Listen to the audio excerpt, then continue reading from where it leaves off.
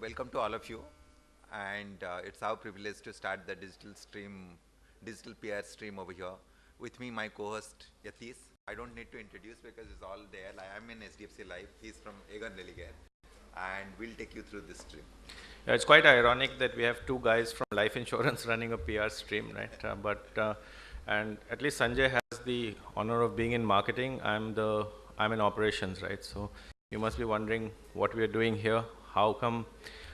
Just to give you a little bit of a background, I think both of us have extensive work experience in the PR space. I've headed up corporate communications for several organizations like Yes Bank, Centurion Bank of Punjab, and now Aegon Religare Life for the last 10 years of my career, in apart from branding and marketing and other things. So the CEO title is actually just something that's happened recently, but I continue to look after branding. So don't get worried for those of you in the room as to what I'm doing here. But I think it's very important, and Sanjay will also share a perspective in terms of the fact that in my 8-9 years of handling corporate communications for large corporations, the contours of the world seem to have changed around us. It used to be classically a set PR agency that you worked with. You kind of streamed your messages out, funneled them through a PR agency, and they hit media.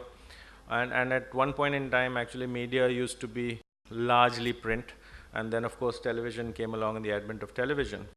And that used to be really, more or less. So in terms of managing the brand reputation through corporate communications, etc., we all had very nicely bound, crisis management manual and things like that. And it really operated in a space where, while response times were fast, they were not real time, right? And I think over the last 5 years, the kind of changes that we've seen in this landscape, because very clearly it's apparent to all that the power is truly shifting into the hands of the consumer, right? It's not about the messages that Sanjay, I, or any of you practitioners, Jayamit, who's sitting there today, want to kind of send out. It's about messages that consumers are sending to each other, right? They're impacting your brand either positively or negatively, or messages that the consumer wants to receive, right? So they're filtering out a lot of the stuff that we actually want to send out to them. And the challenge of PR in this shifting landscape, I think, is possibly one of the larger tectonic shifts. And why I'm saying that is because there's a set way of doing things. We're going to hear from a PR agency practitioner who's from later in the afternoon, who's kind of shifted streams and is handling the entire digital and real-time thing. And we're also looking at a situation today where what the brand is saying is possibly less important than where it is saying it, right? With a fair degree of balance. And I think what we've got set up for you through the day is a set of presentations and a set of panel discussions, which will hopefully ignite a lot of new thinking in the way we have to handle a real-time world, right? And with that, I really want to just see if Sanjay has anything else to say before, and I'd request him to introduce our first speaker also, who is coincidentally going to be talking about how real-time your brand needs to be. Sanjay. I think Yatis spoke very pertinent points. I think what's important today is if you look at how stream is called digital PR, truth or myth. The myth part is is it just a fad to do it, or it is just essential? So today, the whole day we'll spend discussing, listening to speakers, understanding whether really the PR has changed, or really it has become the part of the mainstream, or it has just we are just doing something like we marketing, we say 360-degree communication. So you have done your PR, so you have to do a digital PR kind of thing along with it. So that, you say, okay, now it has now my press release has gone along with the SEO tags, and so that now it will really get picked up, or I've now my press release I put in my Facebook page, it is done. So is that looking at that way?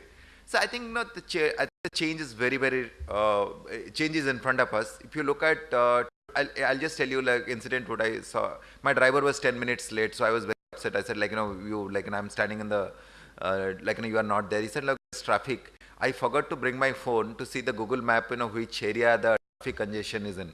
So I was really, really stunned because he's saying like, आज मेरा वो वाला phone नहीं है जिसमें मुझे traffic पता चलता मैं road change करके आ सकता था.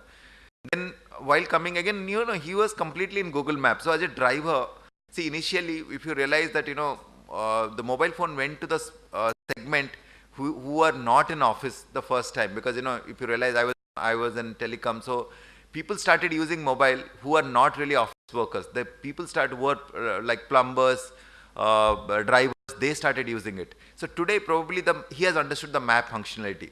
So today, again, if you look at a PR professional, PR is, I think, a very nice way of telling the company stories. The other way is like, what we see in channels, what Sanjay Jha and others do, party spokesperson, they've got a very nice way of presenting the thought, even if it is not really in the right side of the story. But with digital coming in, Google will always store everything about your brand, whether it is said and who has said this. So you can't wipe out it. So that the old way of the PR professional coming and giving a nice spin to the story is probably no longer relevant. The speed is also very, very critical. So someone can tweet about one bad incident, 100 people can tweet about it. And what we have seen as a group, someone has a bad experience in the group, let's say HDFC Bank, he'll tweet 3 things about HDFC Bank. Then 3 guys will join and say, HDFC Life is no better. They've got 3 other incidents like this, and I've been missold the policy like that. The final guy, the 10th guy will say that HDFC sucks. So, it is suddenly that, what has started as one single person's comment, it has really now started affecting the brand. So what we'll discuss today in that whole day is what is digital PR? Whether the digital PR is really become relevant, is it really become truth? And if it has become truth, how we are really positioned to take the best, we are taking the best view out of it, or best input, or understand it well so that we can use it for our brand. So let me introduce our first speaker for the day. Debdasan Chakrabarti. He will talk about how real time does a brand need to be anyway. So Debdasan has spent more than 23 years working across different companies in advertising and public relations, companies like 1M, Perfect Relations. He has been a strategic advisor and consultant for PR and marketing communication with numerous power brands and large corporates across sectors such as FMCG, retail, consumer durable, telecom, tourism, services and consulting, aviation and hospitality. Apart from being a communication and leadership strategy advisor, Deb is also an acclaimed trainer specializing in media training, crisis communication, capacity building and employee engagement and innovation workshops and personal skills enhancement. He has clocked nearly 700 plus training hours, it looks like a flying hours, with more than 80 top corporates and institutes in India and abroad, including Coca-Cola, Google, World Bank, Deutsche Bank, Tata AZ, and many more. The National Police Academy for IPS officer also one of his clients. A postgraduate in social sciences, he also holds a mass communication degree from Indian Institute of Mass Communication. He's also mentored for startups at the Indian Institute of Management at Ahmedabad. We could not have got a better speaker to start our session. Debdasan, your time starts now.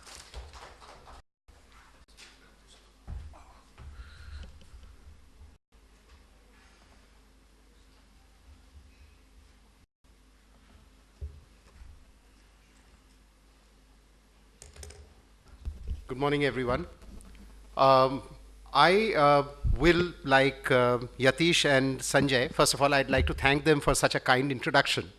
And I'd like to start by talking about how real time does your brand need to be anyway. So one of the things that I wanted to first relate back was to the fact that some points that Yatish made in the beginning. He said that the contours of this beast has changed over a period of time. Things have changed to become where your consumers are really in command. It is no longer where publications or companies choose to give out messages to you. It's about what you and I want to consume about that company or the brand or that product. We will filter out the rest. We will delete the rest. How many times have you actually looked at a message and deleted it? I just want to ask some people at the back, just rubbish. You just delete it, There was a time, and there still continues to be more so a time in my life when I go back into the office in the morning at 10 o'clock and look at a whole bunch of messages which I am deleting first before I even get down to my day's business.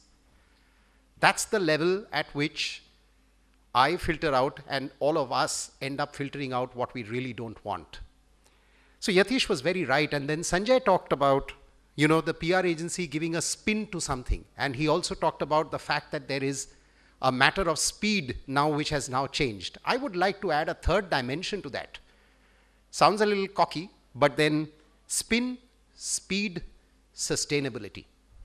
And if you have to be sustained in communicating with your audiences, then the one thing that you need to be is relevant, which obviously means real time. I'll explain this to you.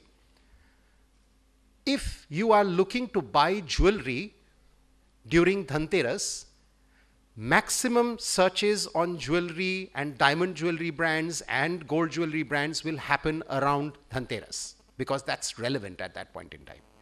Why do car marketers end up at the end of the year to actually advertise tremendously? The reason being that financial year is coming to a closure. A lot of tax saving has to happen at that time. People go out and invest.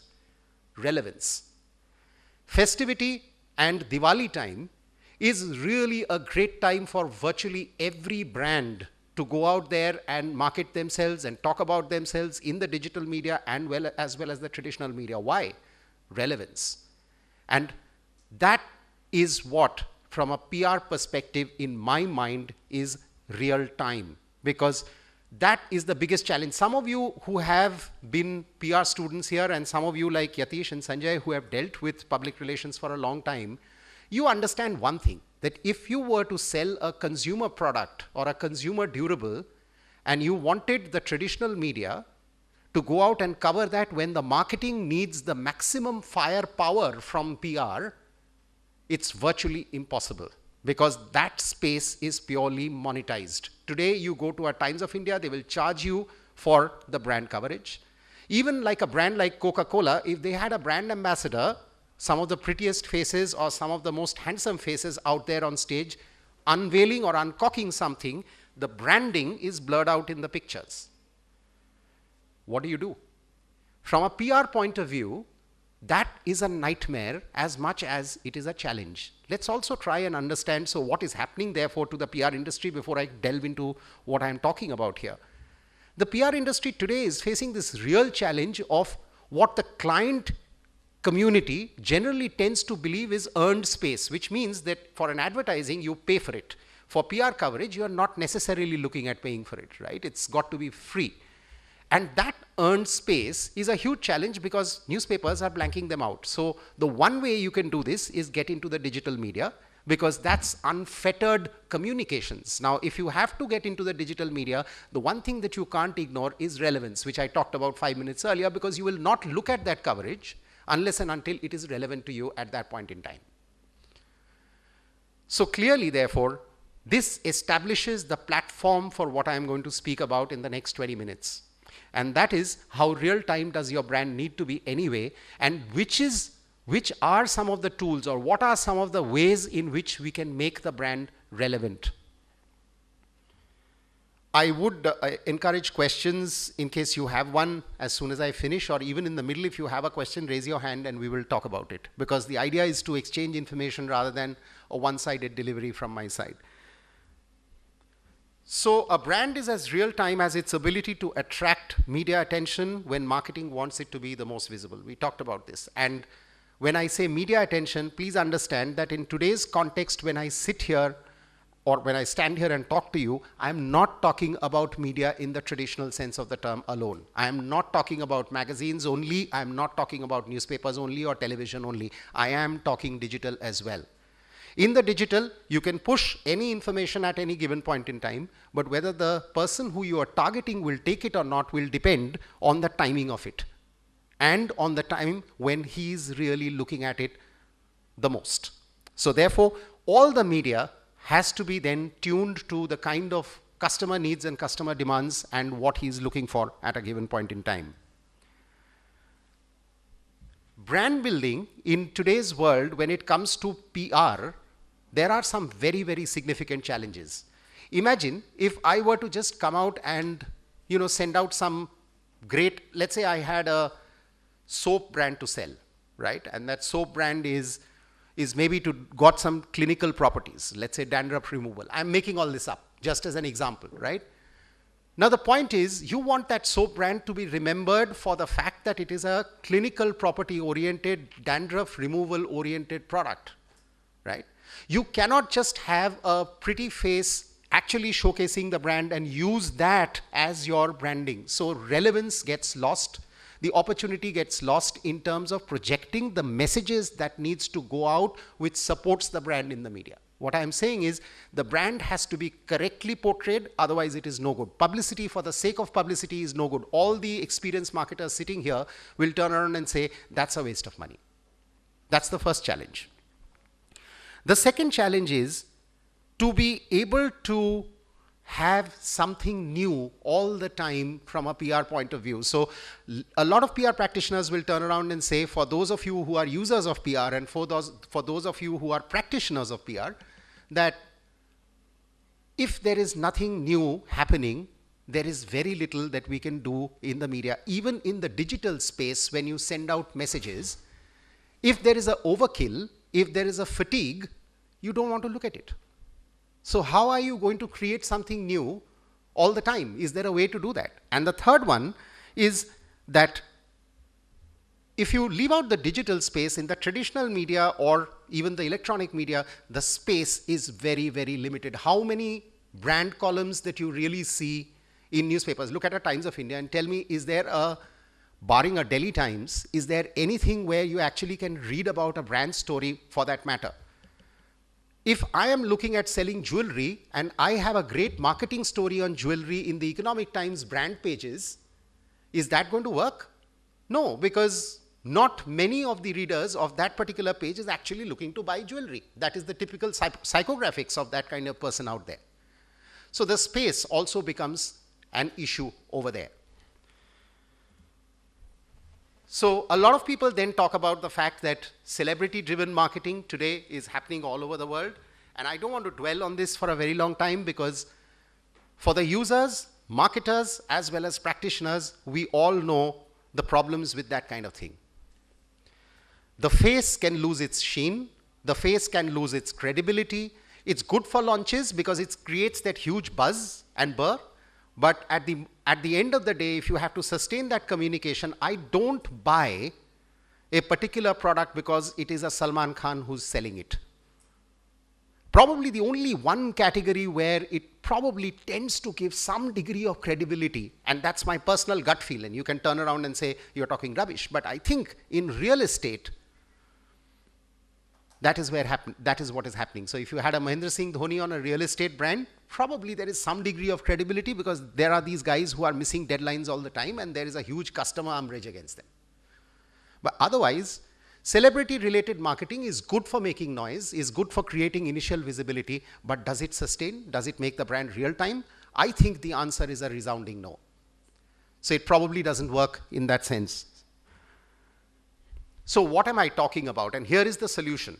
The solution really is, if you looked at one particular area in India, which is the socio-cultural occasions, which means social occasions and cultural occasions, to create your brand story, wrap that story around it and reach your consumer, you will probably make the campaignability of a brand possible. By that I mean you can talk about the brand in different occasions, you can make the brand relevant, and you can also probably talk about a lot of the consumer brands actually being talked about at the right time because people need it at that point in time the most. So a Diwali, a Holi, a Dashera, a Karwa Chauth, whatever it is. But the caution here is that there is no point selling a biscuit during a Karwa Chauth time, saying here is a biscuit and at Karwa Chauth kids want biscuits or sweets and therefore here it is. It's got no relevance. So what I'm talking about are two things just to flag off. Use socio-cultural occasions because there are umpteen of this. India offers enormous amounts of opportunity to do this, especially in a country like ours. But also make sure the occasion that you choose has to be relevant to the kind of brand that you are talking about. Your brand message has to tie in with the occasion. Your story needs to be built accordingly. Very traditional brand thinking. But why is it relevant in today's forum as I stand and speak here? Because that kind of application in PR happens, but does not happen that often. So there is a gap in the way in which this whole thing is practiced in the manner in which I have seen in my last 23, 24 years.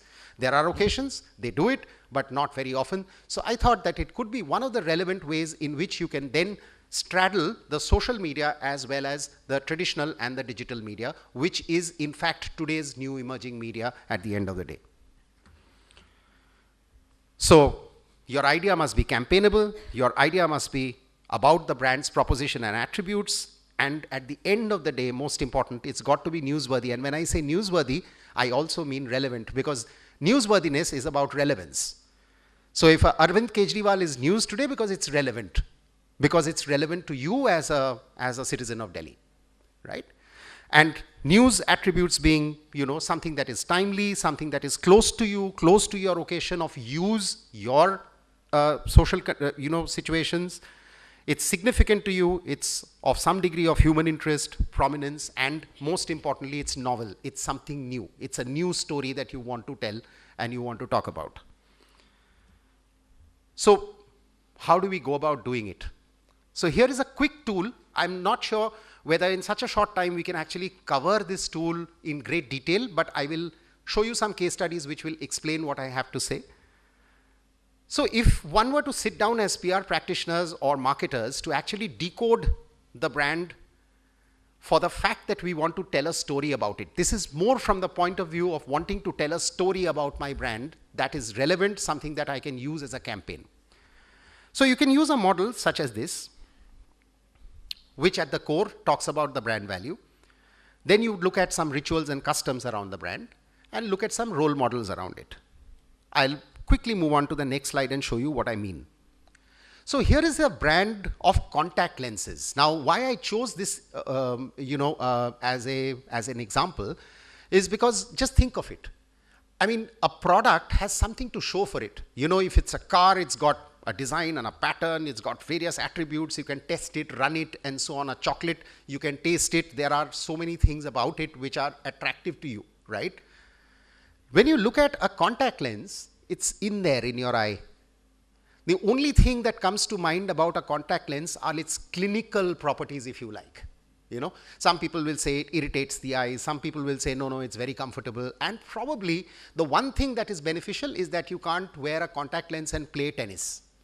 So it's the convenience factor, because your spectacles will probably fall down. So for a contact lens point of view, what is very important is to be able to find out what is that story that I can tell that makes a contact lens so very attractive, as opposed to the very fashionable spectacle brands that are out there in the market, because they have all these brands, the Gucci's, the Armani's, the this and that, which makes it very, very attractive because it's a branded thing. You can wear it, you can flaunt it. Here is this little thing that disappears into your eye. What is the story? How do you tell it? So we looked at a case study, which is the Bausch & Lomb contact lenses. And the first thing that a Bausch & Lomb contact lenses talk about is, at the core of it was, based on a market research, was people wear contact lenses for special occasions and moments. So at the center, it is seizing the moment. I'll tell you why. You wear contact lenses on the day you're getting married. In your bridal wear, you probably don't want to wear specs. A lot of people actually say that. So clearly, you wear contacts.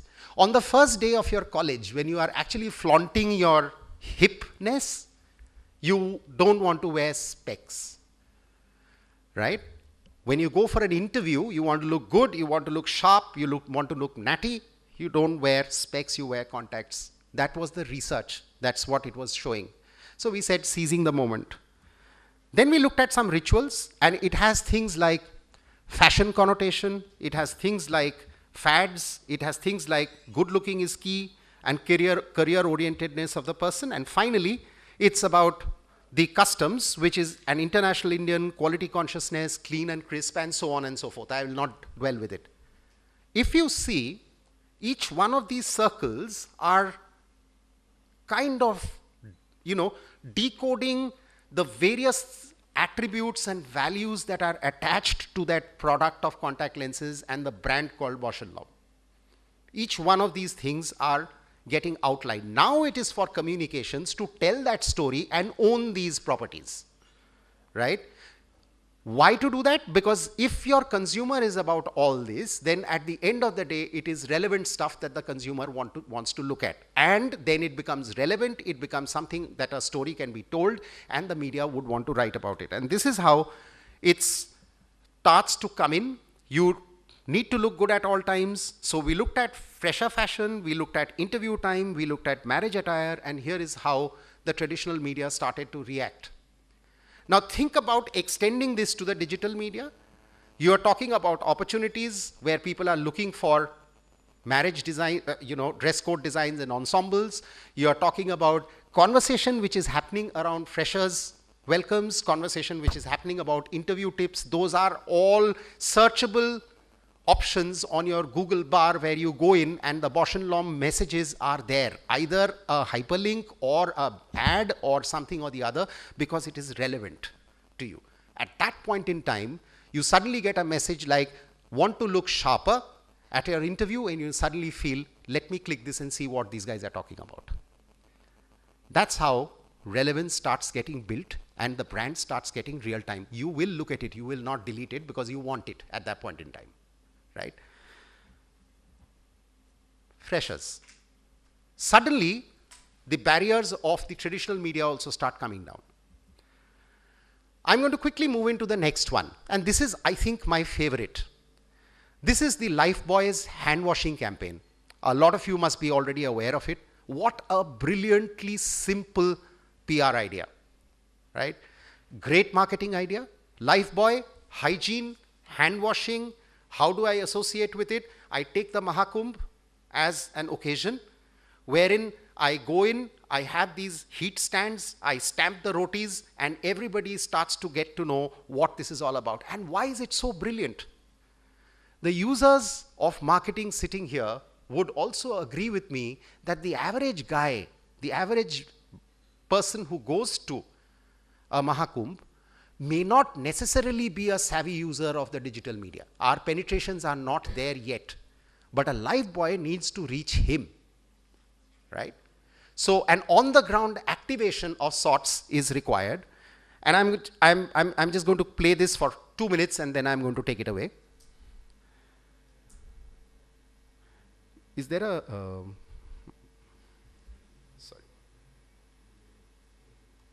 sound player here?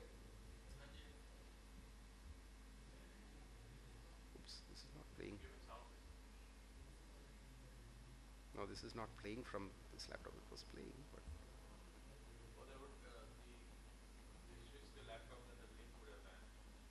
oh, okay, okay, okay. So, well, I had a clip here. So I have explained this verbally. So I don't know whether the media clips will work. But if they don't, doesn't matter. I'm going to tell you the story. So, like I said, there were these rotis. They stamped it, and then when Lifebuoy se haath dhoya kya. So when people were eating, they had the rotis right in front of them saying Lifebuoy se haath dhoya kya. Now see the beauty of this. The message reaches everywhere, and because of the scale, it gets captured everywhere. Every media looks at it, every television channel starts to look at it. Everybody says it is a wonderful, wonderful campaign. Even though they might give kudos to the marketing brains who thought about it, the fact of the matter is that when it appears on a NDTV 24/7, you're actually reaching the average Johnny as well. So the campaign thinking has to be of that nature, where it actually breaks down all the barriers of media and the messaging and makes it relevant to each one of you. I'm going to move on to another quick case study and then one more, and then I promise I'm going to stop because I think I would have communicated by message by then. So the cultural context, I'm now talking about a social context. A lot of you must have heard of Fem, the Dabur skincare product, which is a cream. And Fem is obviously a woman's product to the core. Therefore, it has to be relevant to the woman. Obviously, you know that once FEM has been talked about and it's an age-old product, it's an old one, there is no excitement around it. FEM picked up the occasion of Karwa Chauth. And this is a digital, this has got a very huge digital play. Because a lot of people are actually traveling during Karwa Chauth, so they are unable to meet their husbands. So what they did was, they created a digital campaign in Karwa Chauth wishing, and then this digital campaign was transcended onto television, which was necessarily ZTV. Look at the target audience, look at the kind of media that they are also choosing, where this entire campaign was being played out. And the people who did the wishing and all that in a reality show is being flashed on television. So it's like, you know, you feel like a queen when FEM actually gives you that FaceTime on national television. And you have played it out in a viral campaign on the digital media space as well. And this is what starts to happen. I'm showing traditional media clips because that is the hardest. In the digital, you would take this campaign forward and you would be able to play it out quite well here. And finally, the last case study again on the cultural side is the Vodafone earmuffs. How many of you have heard of the Vodafone earmuffs campaign? Okay, so the Vodafone earmuffs campaign was again on the Mahakumbh. And again, understand that Vodafone is a mass brand. It has to reach people who is also the lowest common denominator, not necessarily the digital media user, not necessarily the print media reader. It has to reach out there. So what happened was that Vodafone was using this Mahakumbh as an occasion to give earmuffs, which you wear on your ear because it's bitterly cold, and that earmuff will play Gayatri Mantra. So it's a value-added earmuff.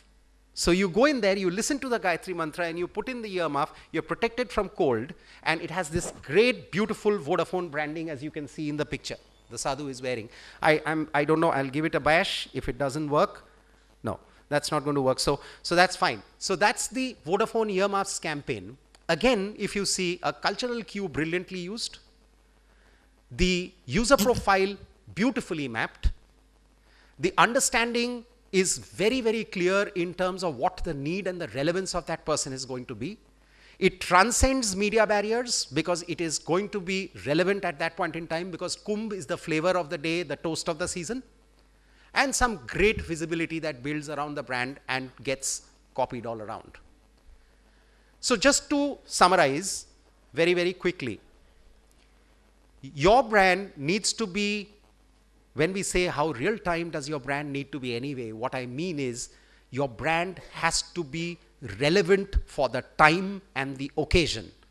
Because if it is not relevant to the time and the occasion, it is not relevant to the audiences that you are targeting. How does it become relevant? Because they are looking for it at different points in time during the year or during their lives.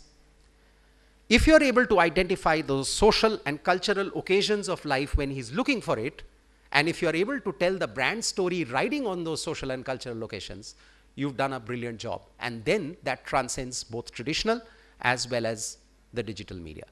Thank you. If there are any questions, I am happy to address it. I'm sorry the clips didn't play, but that's okay. I guess it quickly finished this presentation. Any questions? Any questions for Devdarshan?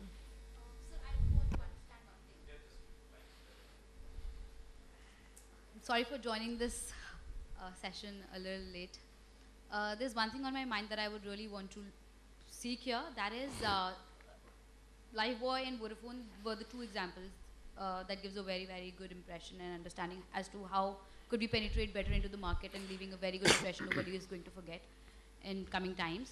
How about the brands that are very niche and cater to both middle segment and a higher segment as well, but we do not need that huge penetration. We just want to touch few places.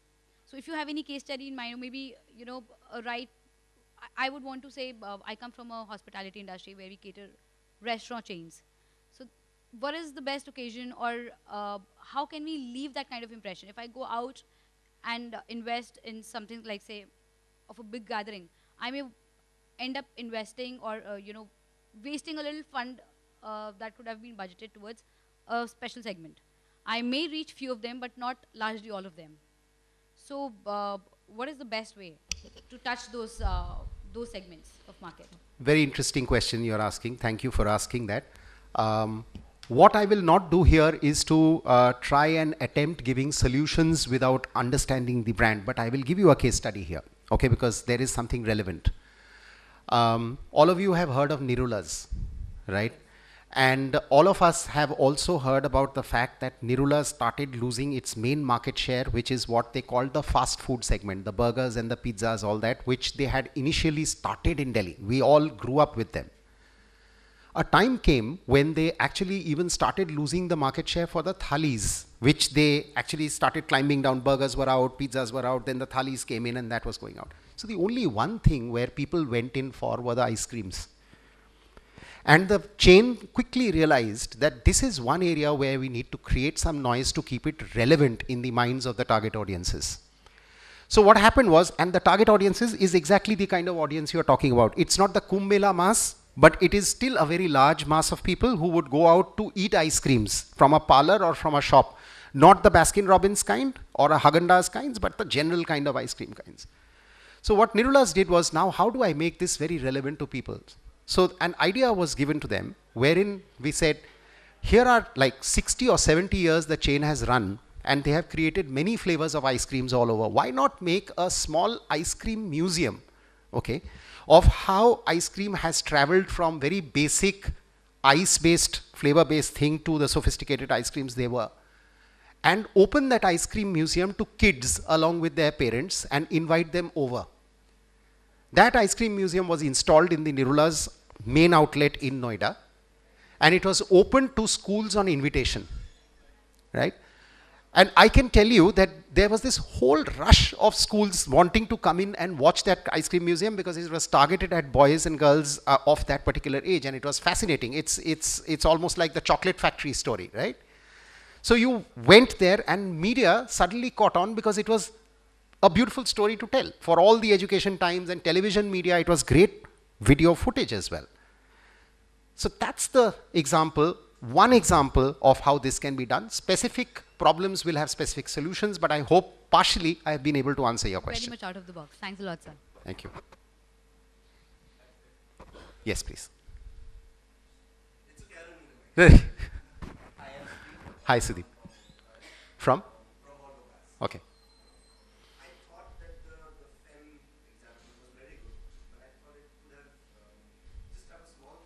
Sure, sure.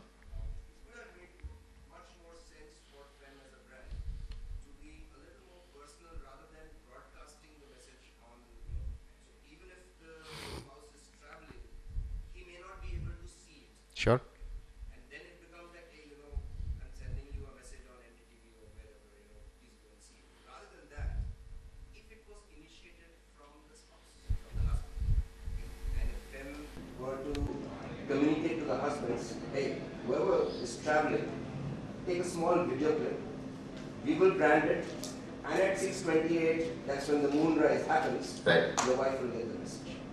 Absolutely. Would that have helped? Yes, that would have helped. Every idea, I think there is one element which was there, which is that the wishing did happen on the digital platform first, and then the names were flashed on national TV. But having said that, I am a very strong believer that every idea is only half complete.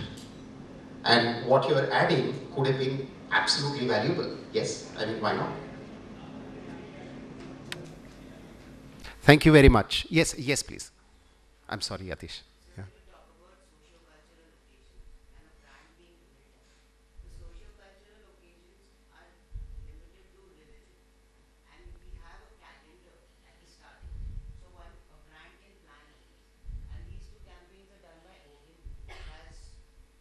Which has been there present at Mahakumbh. Yes. But there are other socio-cultural occasions, like one I can think of is Muzaffarnagar. It's a socio-cultural event that happens. Sure. But no brand turned up. So these are very real-time cultural events that are happening. Say, a Sachin's Alvida. That's also a cultural event. But I don't see a lot of brands coming out of this one specific idea of religion. Correct. Which they sort of make it synonymous. But there are other aspects of culture. So can we build a space or can we build a way to map these socio-cultural events and quickly do something around Yes, PR? absolutely, absolutely. I see that happening. You're very right, and that's a brilliant idea. A lot of people willy-nilly end up using social cultural locations that have a religious connotation to it. But if you looked at Amul, here is a brand which is built on virtually everything that matters to us in our lives. If you really looked at any other brand, for example, Hollywood, rather Bollywood and cricket. Okay, these are the two most important occasions of our lives as we get surrounded with it. Many brands are riding on it. To close it, yes, lots of space available, lots of brilliant minds like yours needs to be available to ideate on this. However, having said that, the one thing the brands need to avoid is space which is too cluttered also, because then there is too much noise. So having said that, we can always catch up offline on this and discuss more. Thank you. Thank you very much.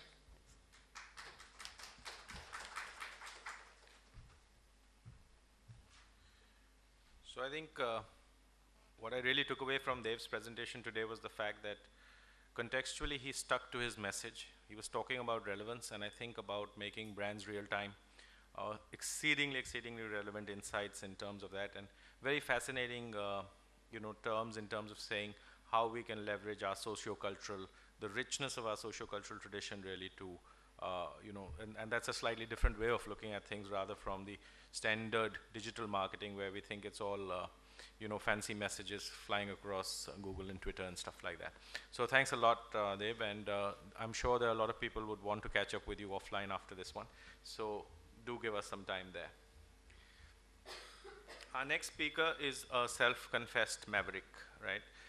He heads marketing for Kotak Securities Limited, and he's been with the Kotak Group for over 12 years, working across different business functions like sales, marketing, products, and customer service.